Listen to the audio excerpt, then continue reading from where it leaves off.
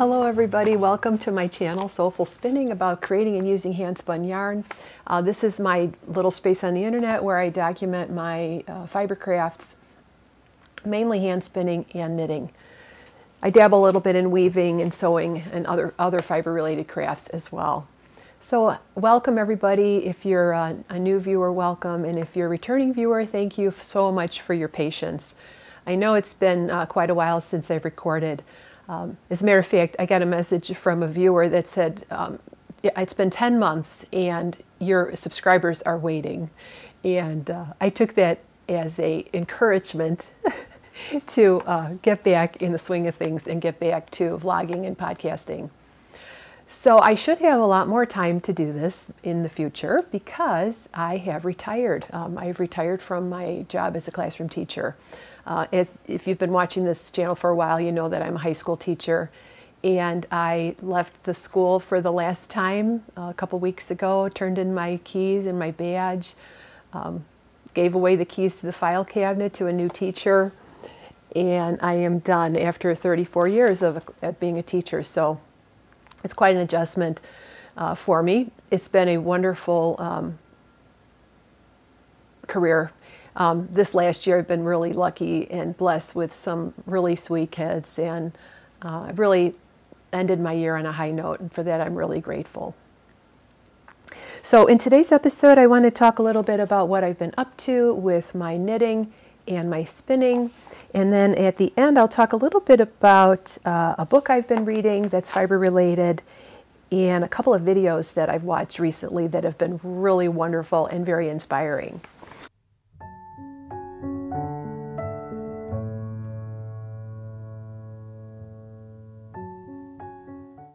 So without further ado, let's get started.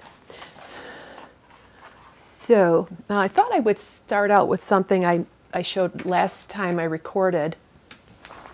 I have this pile of things on my piano bench here. My trusty Baldwin upright is sitting here, my old friend for 30 years. And she's just, her bench is a perfect place to keep all my things. So this is the first thing I wanted to show you. Oh my gosh, it really is that red. Not quite. It is an orangey red. This is a shawl that I made out of a cotton cashmere blend. It's the yarn is by Jodi long, and the pattern is something like Summer Delight or something. I'll put the caption here so you can see what it is. It's yarn I bought at my local yarn shop in Griffith, Indiana. I live in the Chicagoland area, so she's not too far away from me. So this was a really nice piece. It was fun to knit. You cast on like almost 400 stitches at the bottom. Do the lace portion, and then it's garter stitch all the way through to the end. And it's an asymmetric shawl. I don't want to, it's not quite that orange. The microphone might make a little funny noise here, so. But yeah, unfortunately, I have not worn it very much. I don't know about you, but I tend to make things and then not wear them. This summer and last spring, I've been wearing more silk scarves, linen scarves. So I have not worn this very much, but boy, it sure does look like tomato red in the picture. But yeah, it's a very nice, nice piece, and I don't know, I might gift it. We'll see. It was fun to knit though.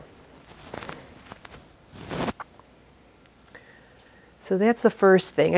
I haven't, my crafting mojo over the last year has not been, I guess, what I would have wanted it to, with the stress of the pandemic and teaching throughout the pandemic. It was challenging, and I found myself going more to music and playing the piano, reading, doing things that weren't as fiber related. So, but just now going through all my stash and trying to organize things, I've gotten motivated and inspired to start creating again. So what else? All right, so if you're a longtime viewer, you know that I had a project on the needles It's a hand spun jumper, and it's made out of Jacob wool, mostly from Dakota carding and wool, and then some from a fleece that I had. So I want to show it to you. It's very gray. It's just kind of, you know, very gray, and I have to say I have not worn it very much, and I think you'll know why when I put it on and show you. It's too short. I'm gonna put it on here over my top and let you see it.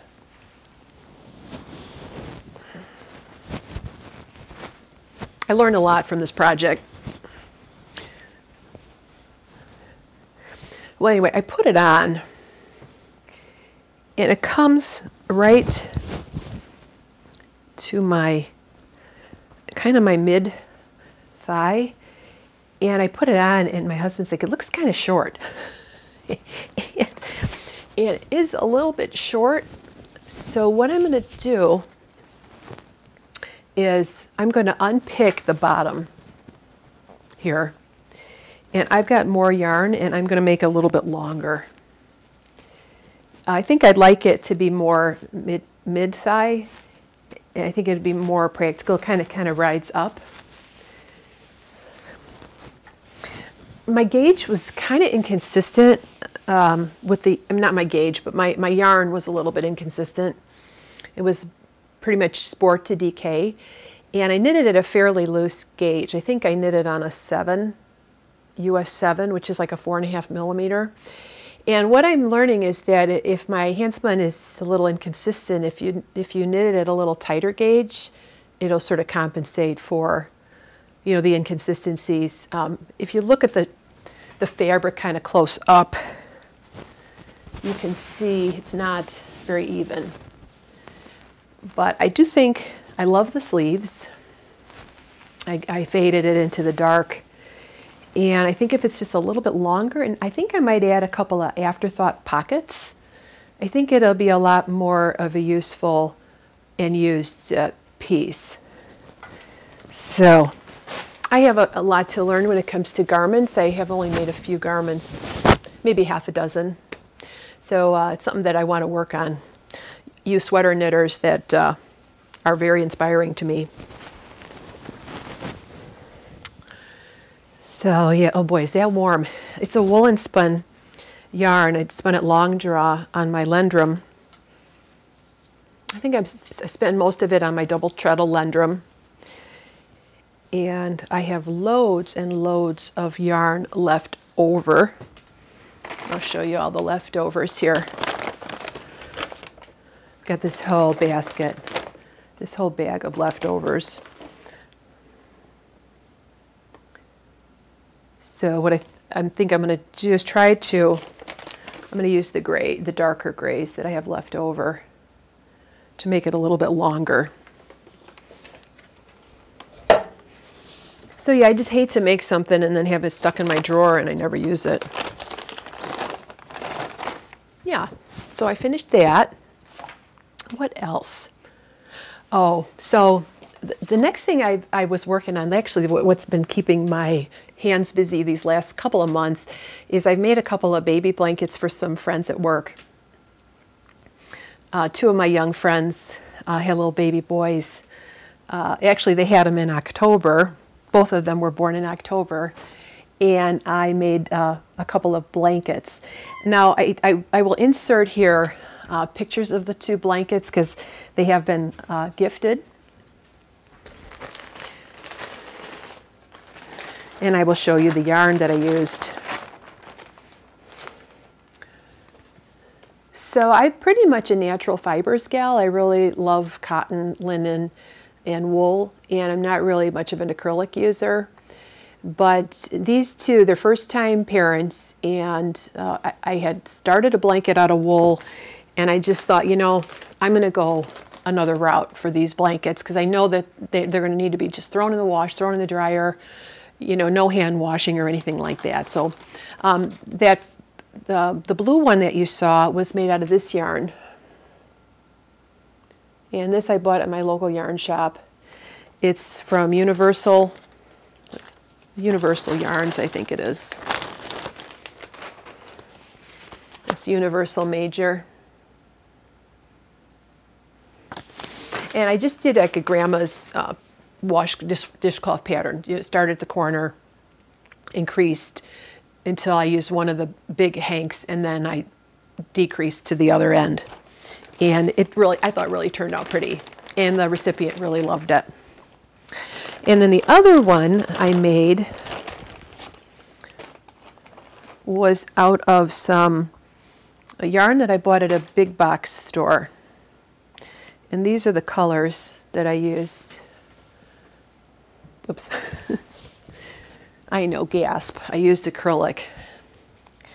But I just felt like it was the best choice for these young moms and dads. So one of them was this gray, just beautiful dove gray. And then I used this pure white. And then I used the yellow. And for this I used, this is the yarn, it's called Charisma. And it was really a lot of fun to knit. It was a bulky yarn. It knit up really fast on big needles. You know, my hands did hurt after a while. I couldn't knit on it. I probably knit on it for a little too long sometimes because my hands would hurt. But I really wanted to gift it before I left, you know, sort of as a parting gift. So I kind of justified the fact that it's acrylic because both of the yarns have this designation, which says it's it's free of harmful substances. So I hope I don't lose any viewers because I knit with acrylic. But those were a lot of fun. And I will insert a picture here. The one coworker did give me a picture of his little boy with the blanket. And, you know, that just totally made my heart happy. So, yeah. I really like knitting blankets. As a matter of fact, I've got a couple here I wanted to show you. One that I knitted a while ago, and then one that I finished recently. And I've got plans for another Afghan for the house here. So it's one thing that's going to be used for sure. A sweater might not fit properly, but a blanket you can always snuggle under and enjoy. So I really do like making blankets.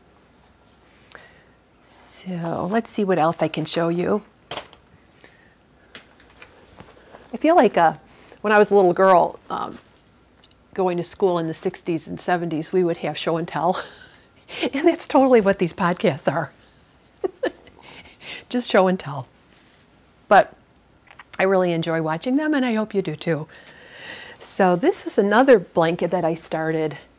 And originally I was going to give this away as a gift, as a baby blanket, but I decided to keep it for the house here. And it's made out of Blue Sky organic cotton. And the pattern is an all-purpose knitted Afghan by Project Linus. And I cast on the small size, but still quite large. I think I used 4 hanks of yarn, and each hank is 150 yards, I believe. So that would be, I think I used 4 hanks of yarn for this. And oh boy, is it soft. I highly recommend this yarn, this Blue Sky cotton. I have to say, when I was knitting it, it did shed and there was some lint, but it's actually kind of, some people have said this in the comments too, that it starts to look a little bit worn, but it's pretty loosely spun. And I think it's just the nature of the soft, you know, it's always a trade-off with soft. You get soft, but then you also get pills and you don't get the long wearing. So, but I think that if you, for a blanket, this is so soft. And the color palette is quite beautiful. So I actually have some yarn that's supposed to come next week for a chevron blanket for myself. So my husband ordered me a new chair for the family room. It's like a really nice chair, and it's leather, and I thought, wouldn't it be nice to have a new throw for it? So I'm going to be working on that soon. And I can also recommend knitting with cotton in the summer, because if you have shorts on and you're knitting away on cotton, it's just a very nice and pleasant experience. So yeah, I was really happy. I did notice that the blanket grew quite a bit widthwise, but it could be the nature of the stitch pattern, which is the same on both sides, by the way, which is really excellent. And so it sort of stretched out widthwise, but not lengthwise. So it's actually more square than I thought it would be, but it's fine.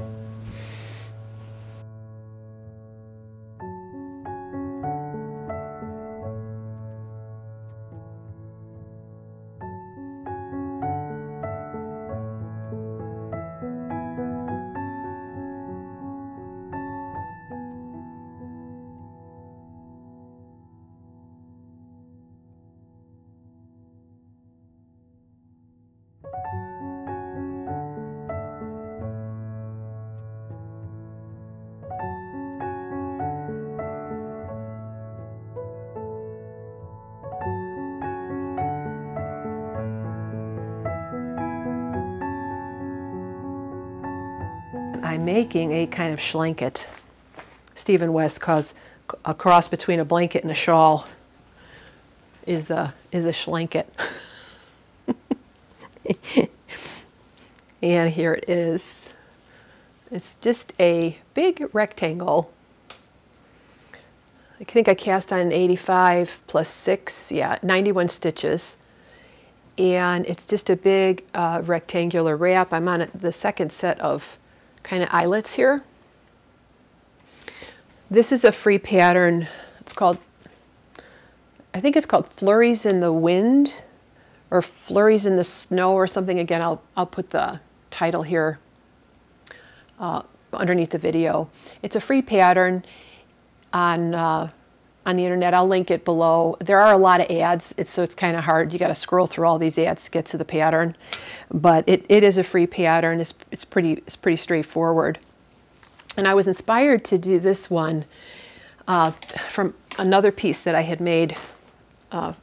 So several years ago, I think I was watching the Gentle Knitter, and she was making this shawl out of this divine yarn, and I had this sort of, shawl envy. So I ordered this yarn and I made this shawl. It's a gray shawl, and I think the yarn is Wool Folk Tyne, maybe. I don't remember all the details, but it's basically the same kind of idea. It's a big rectangular shawl with eyelets, and it's kind of cool. It's got eyelets throughout, and then they kind of come to the center. And this yarn is so beautiful, soft, extremely soft. And my husband sort of took it over. It sits on the back of his chair, and many a night he has it over his shoulders while we watch television. So I wanted one of my own, so that's why I'm making the blue one. The yarn has gotten quite fuzzy. It hasn't exactly pilled. It's just gotten very fuzzy, and he doesn't mind. It's got a nice weight to it. It's very, it's just really nice. Again, I love knitting big rectangular pieces that just are pure comfort. Doesn't take a bunch of brain space to make it.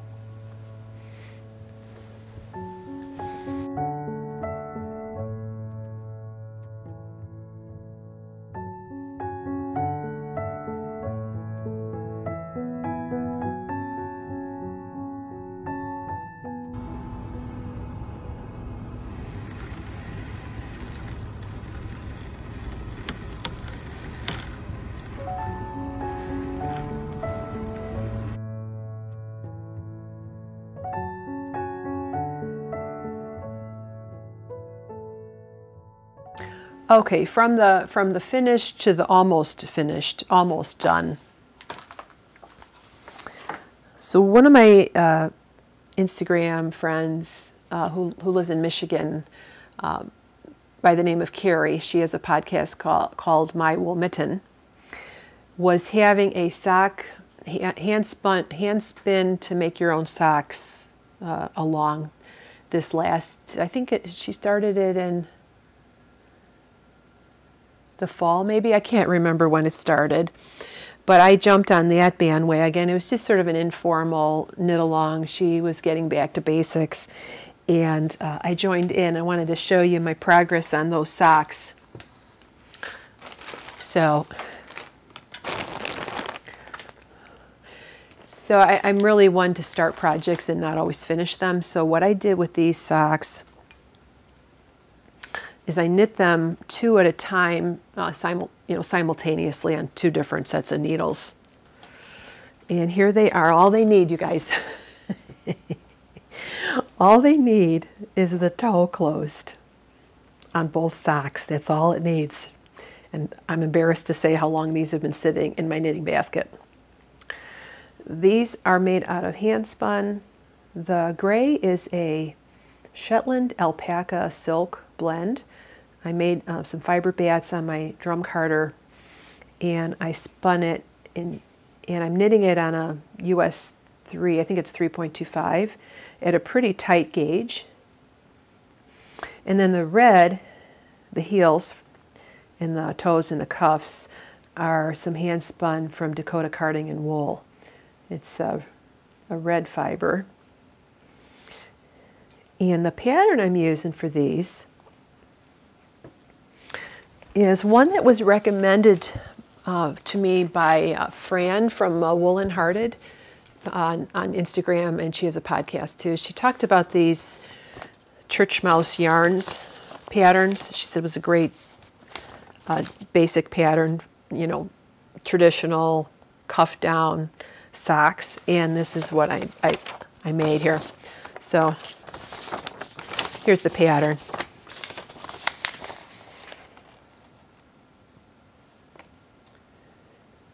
In 2 gauges, she's got the pattern for DK and she's got the pattern for fingering, which is basically different cast on stitches. But this is really nice because it's a great tutorial.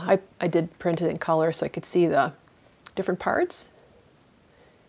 And it's just like a foolproof basic pattern that I think I will definitely make again and again. So highly recommend that if you're a new sock knitter like I am. It's an excellent pattern. Like, it's been made, you know, a gazillion times, and really excellent. So let me show you the yarn here. So here's the yarn. I think I have some pictures of the bats. The red is from Dakota Carding and Wool. I think the color is Cardinals. Really pretty. And Cary, she suggested that rather than use nylon or even mohair in her blend, to use alpaca, which is what I've done here.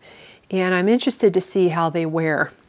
I actually think that if you use a fiber that will slightly felt, will mitigate against holes and damage. I made 2 slippers recently, 2 pairs of slippers. One was made out of Icelandic yarn that I hand spun that's very, very feltable. Just really felt if you look at it wrong. And then the other pair were made out of, I think it was like a south down that doesn't felt at all. And the Icelandic slippers have no holes at all, but the ones that I made out of the south down developed holes pretty quickly.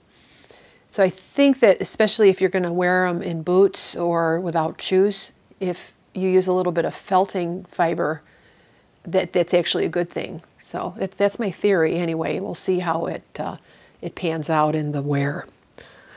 So hopefully while I'm editing this, I will have closed up the toes, and I will show you the finished socks here in this next little bit. All right, the next thing I wanted to talk about is my spinning. So what's on my wheel and what's on my spindles. So I'll talk about my wheel spinning first.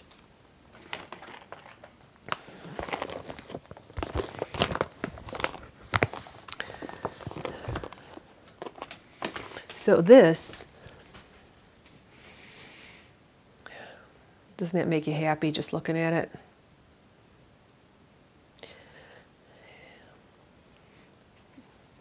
This is some fiber from JulieSpins. Forgive the card. It's got, I use the card as a sample card. It's 70% superwash merino and 30% nylon. And it's the first fiber of this type that I've actually spun up. Again, I've been pretty much a natural fibers kind of person, but I wanted to do an experiment. So I ordered this yarn, not yarn, this fiber from Julie, and this is all I have left. The colorway is Vitamin C. It's really fun.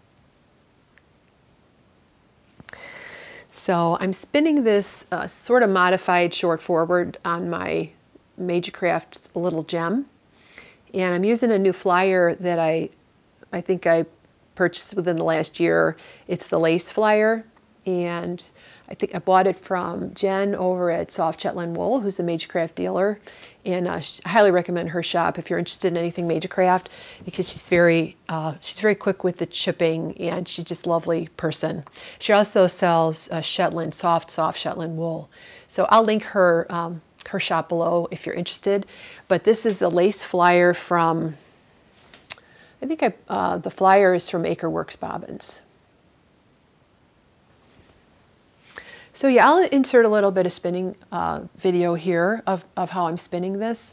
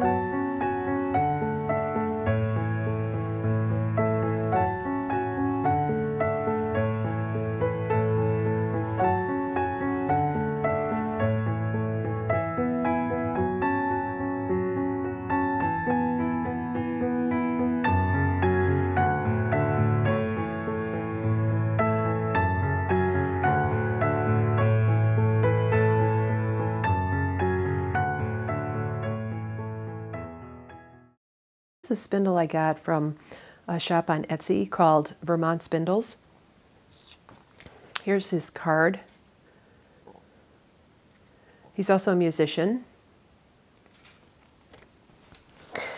And I was perusing Etsy one day and just looking at spindles. I always am on the lookout for a new spindle maker. I have quite a few from the same makers, and I'm always interested to see if there's anybody else that I don't know about. And I fortunately came upon Vermont Spindles. The gentleman's name is Bill, and I'll just show you a couple of his spindles. I've already accumulated a few, just a few. So let me show you a few of these spindles. These two right here were gifted to me by a dear friend. This is the Wenge wood, and this is holly. And my friend, I won't say her name right now, I don't know if she wants me to mention her, but she knows that I play the piano, and so she thought this was like ebony and ivory, and she sent these to me as a retirement gift, and I think Bill had something to do with this too. So thank you for sending those to me. I'll have to touch base with her to see if I can mention her on the channel. So those were two that were gifted to me. And what I'm spinning on these two is this fiber here. This is an Inglenook fiber braid. It's called Batna braid.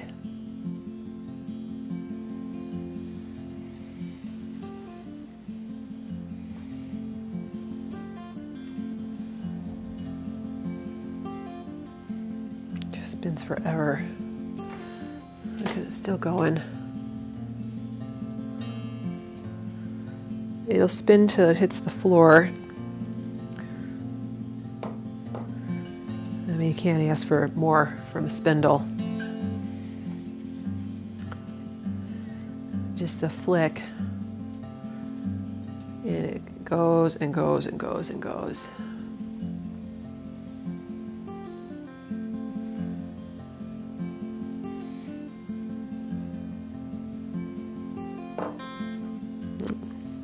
More spin than you can use, it's still spinning.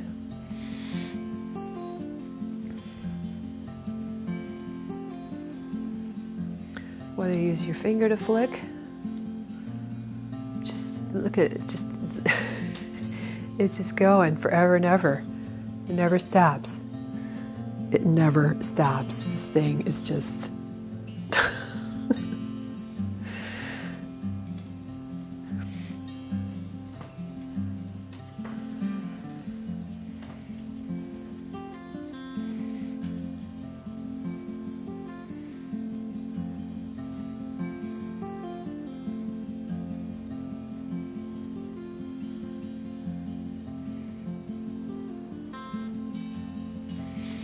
actually, if you do this,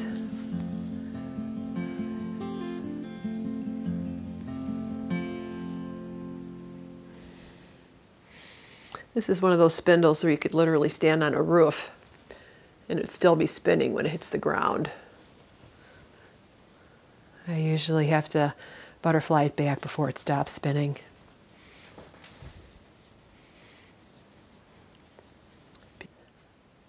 So he's an experienced woodworker, has been making spindles for a long time. He took a hiatus due to circumstances, but came back to spindle making and opened up a shop. So here's a couple that I have from him. This I think is like a red cedar. This is purple heart, I think, on canary. So they're really beautifully made. They're a perfect weight. They're about 1 ounce, and they're very long spinning because they're rim weighted, which is my preference for spindles. So yeah, he makes these. He calls these American Beauties, which I think is a really cool name. Aren't they pretty? They're just very lovely in the hand. They're perfectly crafted, but they're not overly varnished or anything. They're just smooth and elegant and beautiful. I mean, just absolutely beautiful. And I'm not affiliated, I'm just a fan. His prices are really, really reasonable for what you're getting. And he also sends quite a nice little healthy sample of wool in your package so that you can get started straight away. And actually he has some where he'll sell two for, he'll sell 2 spindles for one basically. Usually he pairs up an American Beauty with one of his minis. So this is the other type of spindle that he makes. Oops, I don't want to step on it. It's a shorter spindle and much lighter weight. And my girlfriend, she uses this to spin up her gossamer thread for her like Orenburg type shawls that she makes. And so this is a little shorter for finer spinning. So I would suggest that you, if you're interested in getting a really well crafted spindle at a good price, you check out his shop. He's always putting new woods in there.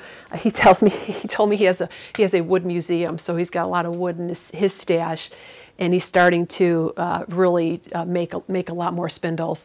If you're interested in picking up a spindle, you can go check out his shop. And yeah, it's so fun finding a new maker that you can support. He's a one-man show over there, and he just makes a really excellent product. So that's about it for the spindle spinning. As usual, I have this huge mess. I was a little nervous today about filming. I hope you forgive me for any of my disjointed thoughts here. It's been a while since I got on camera. I do hope to come back every week or so and do some more how-tos, some more tutorials. I know those are the kinds of videos that most people want to see. And so I have a couple of new things that I got in the last couple years. I got a hackle that I want to show you. I want to card up some bats.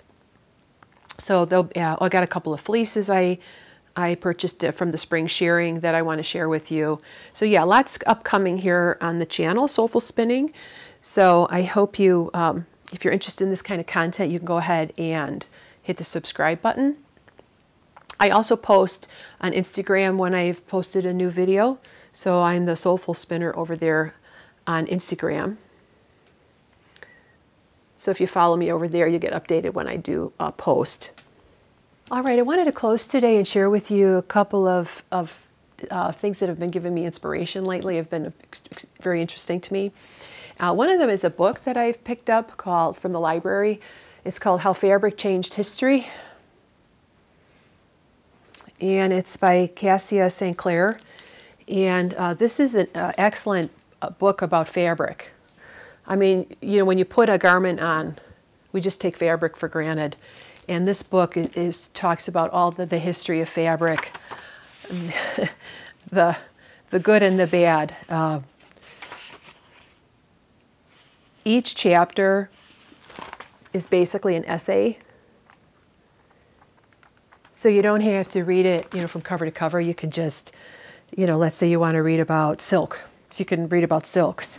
She's got a chapter here about cotton and the cotton industry, which is really interesting and disturbing at the same time. But yeah, really interesting. She talks about, fabric from the very first, origins of spinning to like record-breaking sports fabrics. And fabric and science and everything. It's a very interesting book. I think you could pick it up at your library. If your library doesn't have it, most libraries will get you a book. You just have to put in a request for it, which is a nice, inexpensive way to get your reading in. And then the other thing I wanted to mention, two things I wanted to mention. So the ladies, the good sisters at Inglenook Fibers, Mother Macrina and I think the other girl's name is Steffi, they're Orthodox Greek nuns. You probably know about them if you're paying attention to the fiber world. They were convinced by someone to give a speech at Maryland Sheep and Wool Festival this last May. And so the two ladies get on there and they basically talk about the origins of Inglenook Fibers. And then they also talk about their process, you know, their inspiration and a little bit of kind of the secret sauce on how they make their bats. So I was taking notes as I watched. A really just a fun video, and they're just delightful to listen to. So I will post that in the description box. And then the other thing I wanted to reference for you is a video that Katie Weston of Hilltop Cloud has made on her channel. She's an excellent teacher. She has some videos on her channel on carding that are just excellent. I really learned a lot just watching them. The one in particular I watched was getting more out of your drum carder. Just really excellent. Reminded me that I tend to overload my drum carder. Shows you how to diz off your bat off the carder, how to make pony style roll eggs off your carder. So, you know, if you're interested in more of the tutorial type of side of things, I will link her video below. So that's it for today, friends. I hope you enjoyed the video, and thank you for all your comments and messages and encouragement to put out another video. Now that I have a lot more free time on my hands, I do hope to be posting regularly. That's been my MO the last several years. I tend to put out, you know, half a dozen videos in the summer and then nothing, you know, crickets for the rest of the year. And so now I'm really excited that I have more time, that I've got some exciting things I want to do for the channel, a lot more tutorials. I've got some fleeces that I got from the spring shearing I'd like to share with you. And yeah, I'm looking forward to sharing with you a lot more of this fiber craft that we so love.